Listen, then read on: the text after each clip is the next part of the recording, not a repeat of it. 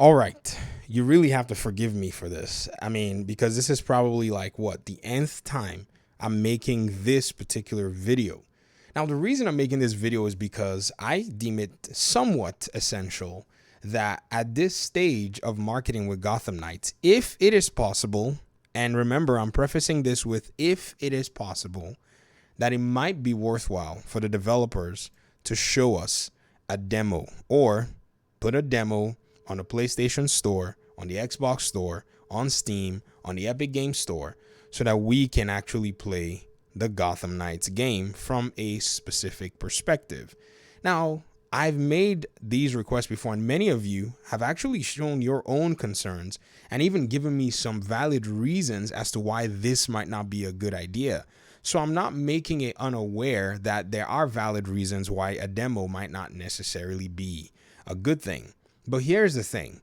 There is a general audience. Those of us here that are fans that watch a lot of these videos that follow Gotham Knights, our opinions, yes, I'm sure, the developers are aware of some of the things that we actually perceive about the game. But there's also an external community who may be casually looking within, or maybe some people who are just interested, because almost every sample size that you pay attention to, you start to see that there seems to be some kind of a favorability to getting a demo for Gotham Knights. Just randomly, I was actually going through the Twitters, and over here was a tweet, just a poll that was taken a few hours ago. Today, as I'm recording the video, is September 17th, and this was, basically taken September 16th. And this Twitter post from Beware the Batman, I don't even know who this is, says, "I don't do polls often, but I'd like to hear people's thoughts on this. Do you think Gotham Knights needs a demo?" There was a 76% yay and a 24% nay to this survey. Judging by the looks of this, it seems if we continue to sample this poll, not saying it's definitively, we're not going to see the numbers exactly, we'll more than likely see that there's a higher percentage of people saying yes. Now, this could be for all kinds of reasons. Some people always want to say yes for a demo. It just is what it is. Some people are always going to say no for a demo because they want to be surprised by all of the elements in the game. So, and more people seem to lean towards a demo because it kind of gives you something to play, gives you a slice of the game. And so I'm looking at this trend and I'm saying to myself, there is no reason why, if this is possible, again, I wanted to make sure that we actually clarify that if this is possible, the developers probably should do it. Now, in my argument of this, I'm sure that some have also had their own reservations and possibly could say, well, does the game not risk us, spoiling too much? Isn't there the risk of having too much information on a demo? And to that, I say, yes, there is that likelihood. There is that possibility. But hear me out. In 2020, the developers showed us a gameplay demo that was already a piece of the game. At that time, it was in existence, and it was the Batgirl trailer where she's already riding from somewhere within the game. And for those of you who don't know, I believe that this game was mostly fully developed in that time frame. I think at that time, they were just probably trying to see if they could get the game completed and put it on the PlayStation 4 and Xbox One, but those consoles just were not jiving with the game's ambition. But I think this is a very good demo to put in the hands of people, this particular slice right here. Because one, we already see one method of traversal, which is Batgirl on the Batcycle, the way it rides, the way it moves around. Because if we're going to be exploring Gotham, there's the side of us more than likely using this vehicle for, a good amount of time. That's one way.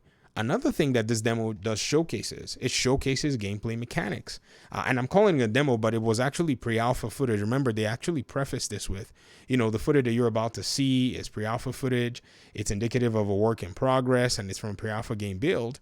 And my question is, can't this build be sliced out for the community here in order to just give us, say, something that we could possibly just use as a filler or a feel mechanism for the game? And this was actually pretty cool because we got to see Batgirl in her element with some, mechanics being shown. But here's another challenge towards this as well. And the reason I say this is because this particular aspect of the game actually is in a progression aspect of the Mr. Freeze, criminal quest line. I mean, I think you encounter these villains over time, multiple times. But I strongly believe that if they're able to just take that small encounter where you just, start from where she's riding the bike and make your way up to where you meet Mr. Freeze and not even fight him. I don't even think we need to fight him, because I think that's actually going to create a lot of spoilers. I think just encountering him and a big, ensemble type music when we get to the end, like, oh, Mr. Freeze, bam, bam, bam, bam, bam, it's about to get down. And as Batgirl poses or Red Hood poses for the fight or whoever, then they cut the demo right there, if you get what I mean. I think this is really going to resonate with a lot of the community. Now, again, ladies and gentlemen, I've prefaced this with if it is possible. But if it's not possible, then I would prefer, and I'm making sure that I state this, that the developers spend the time in finishing up whatever is necessary to be able to get this game to be the best experience. Now, you may wonder, but the game has gone gold, but keep in mind that there might be more content pieces that's coming up for this game. And so right now, I think if their planning had actually gone according to schedule, then they may be in the process of working on potential future content, or maybe finalizing a few things regarding textures, optimization, and even some more graphic features, which are things that you can actually do in your game in terms of testing.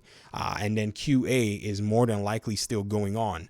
I don't know, most of you may not necessarily be following, but just today, Fleur Marty, posted something about a speed run, in one of their testers or something like that. I can't remember exactly how she basically, worded it. She said, it just made me stupidly happy to learn that the most skilled / fastest speedrunner on our QA team is a woman. So she was basically celebrating that the person who actually was able to speed run, some game, she didn't mention the game, from their QA team was actually a woman that was actually able to do this.